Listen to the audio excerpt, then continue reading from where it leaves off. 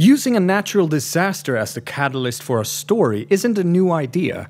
It's been used for good, bad, and really bad stories alike. Earthquakes, tsunamis, volcanoes, tornadoes, sharknadoes, you name it, it's been done. Everyone knows how terrible some of these stories turn out to be, but no one could have seen this natural disaster of a show coming. Japan Sinks is a Netflix animated series based on the 1973 sci-fi novel Japan Sinks, written by Sakyo Komatsu, and it's about Japan, well, sinking. It was well received, winning the Mystery Writers of Japan and Seiun Awards, and being popular enough to have 2 movies and 2 television series based on it, with this adaptation being the most recent. Director of the series was Masaaki Yuasa, who is fairly famous for his work on several other modern animated classics, such as Devilman Crybaby, Keep Your Hands Off of Eizouken, and Ping Pong. Yuasa enlisted Science Saru, an animation company he founded, to help bring the show together. Science Saru is also well regarded, as they blend hand-drawn and digital animation in impressive stylistic ways, using specialized techniques. From the way their other shows turned out, you would expect the combined efforts of these 2 forces to make something completely unexpected. And in a way, you'd be right. Japan Sinks starts out really strong. The first episode is actually not bad, and dare I say good.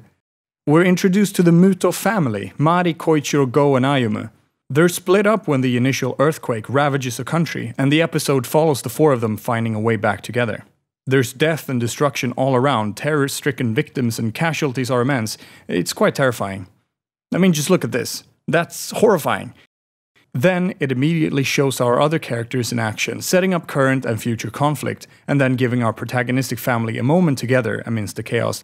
A fantastic glimmer of hope for the characters, and a nice note to end on. Apart from the falling bodies maybe. The next episode shows our crew along with a few others heading off on their own as they try to find shelter. Oops, I meant playing in the river. Or, I guess, fighting feral pigs and digging for yams. I mean, yeah, finding food makes sense given that they're...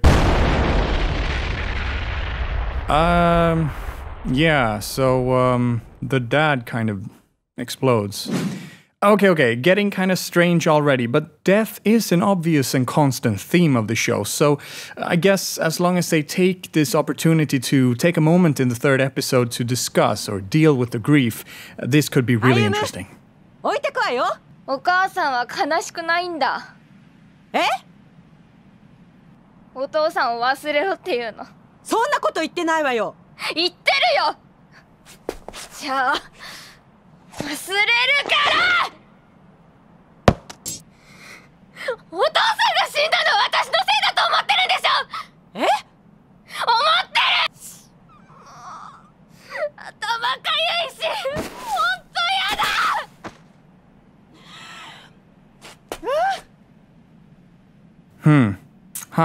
That was it? Whoa. Why is this guy trying to rape people in the apocalypse? He's literally outnumbered 5-1. Wait, what is this now? Okay, hold on a minute. Who is that? Why is this Estonian guy here? And is it just me, or is this depiction of Northern Europeans a tad racist? Anyway, she's just dead now? Just like that? Toxic gas? Where are they going? Why are they playing dress up? Have they already forgotten that the dad and the cousin just died? Wait, now what's happening? Excuse me? This show goes from a somewhat unique character study to cheap thrills and hilariously over-the-top cliffhangers at what seems to be the drop of a hat. The whole arc sets itself up very nicely in the first episode, but as things progress, it spontaneously combusts and implodes on itself. My working theory is that Yuasa wrote the pilot, gave it to his crew and said, "Here's the setup, I'm sure the rest of y'all can take it from here." And the crew, in turn, hands it to the intern who makes his little brother fill in the gaps like some sort of Mad Lib. And that's just 3 episodes in. After this, they join a cult, a part of the series which might as well have been directed by the Brenius himself. Not only because it's completely incomprehensible, but mostly because it contains what is probably the best scene in the show.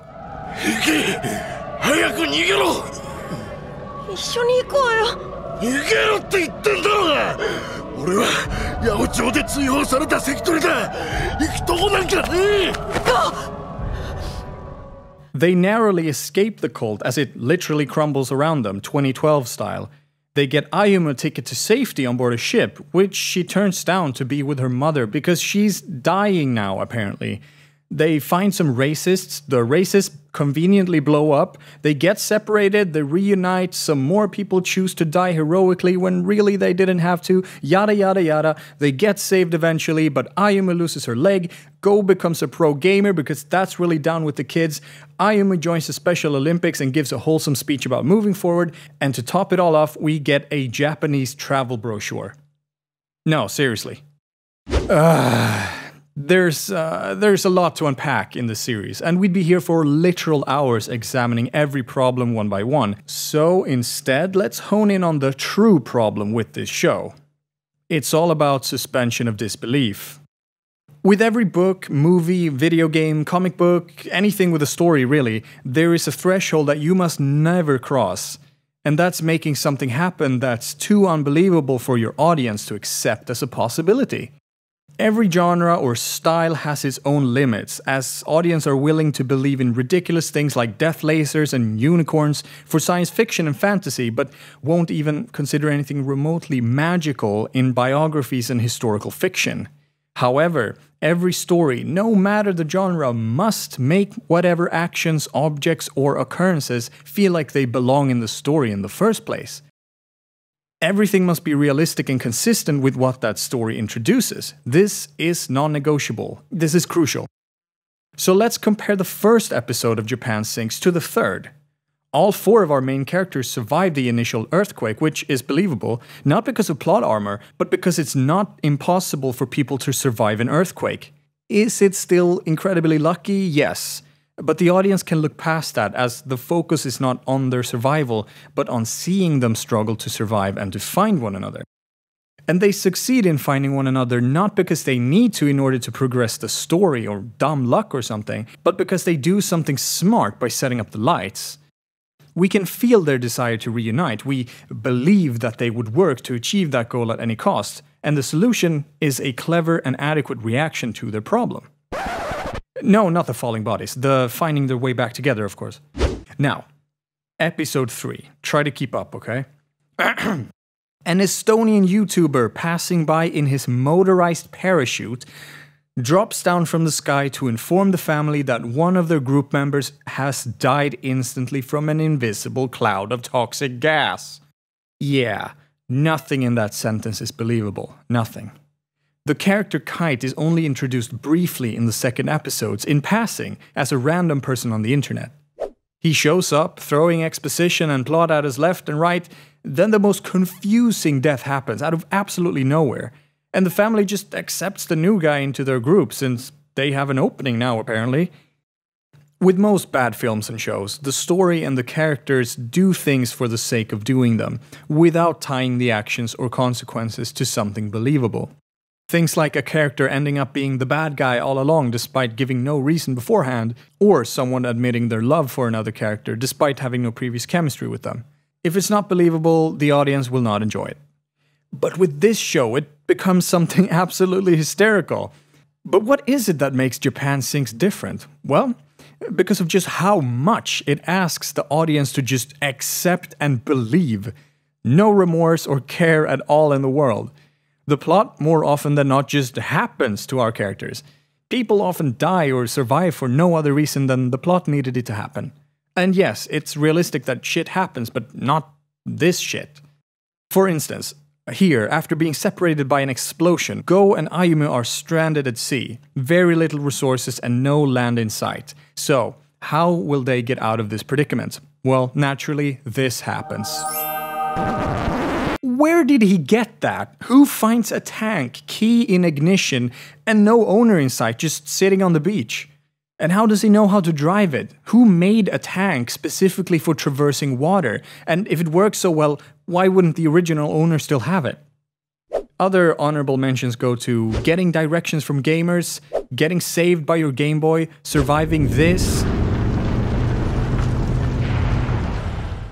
finding a paralyzed earthquake scientist in a cult, surviving this.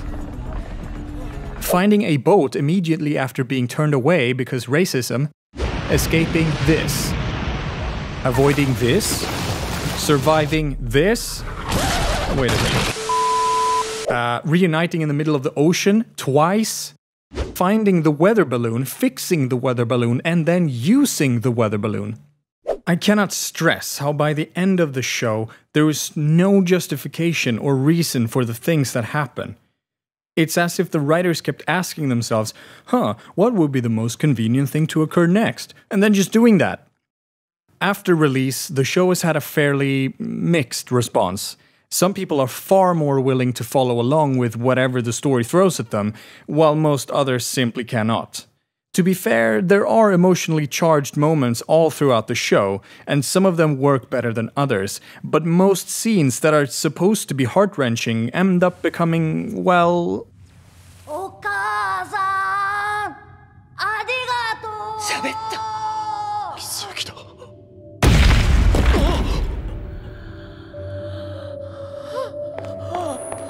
I should feel awful for laughing at this scene, but it's just so ridiculous, so over the top that it becomes a comedy. Naturally, it's become a meme already.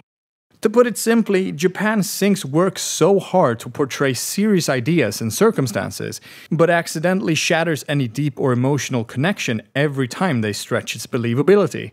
And once that tension has been broken, every crazy escape sequence, every on-the-nose analogy being drawn, every moment becomes something memorable for all the wrong reasons.